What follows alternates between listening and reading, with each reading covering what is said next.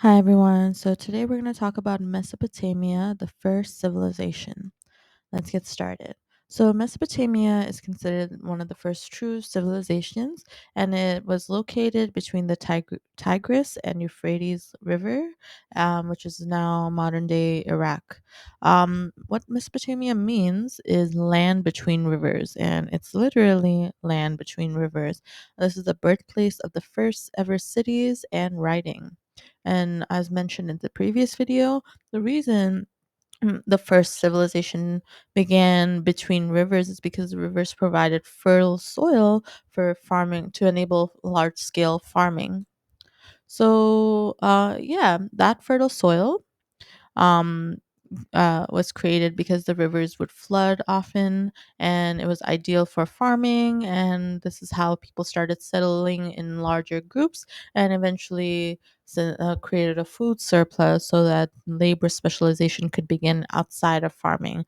Um, and this Mesopotamia right here is just a part of the Fertile Crescent, which is shown in green. And this is just the fertile soil that was there that enabled large scale farming and food surplus all over this area for future civilizations to begin. So, Sumer was the region, a large region that was known for the first civilization to form there.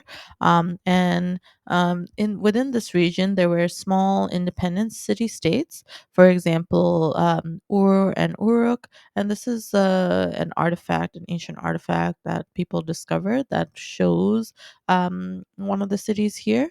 And each of these city states were ruled by had its own ruler and it had its own temple. And each city state, the center of each city state, has something called a ziggurat that looks like this with stairs. And this was the temple that was centralized within each city state. So you can see how religion was so important and how rulers were associated with religion.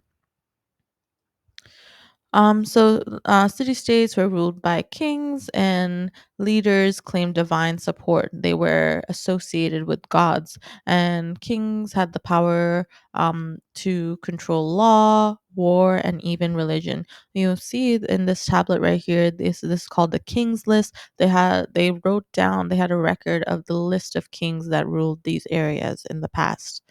So the writing they used was called cuneiform, and this was little symbols that they marked on clay tablets to keep records of law, taxes, and other things that helped run or organize these city states.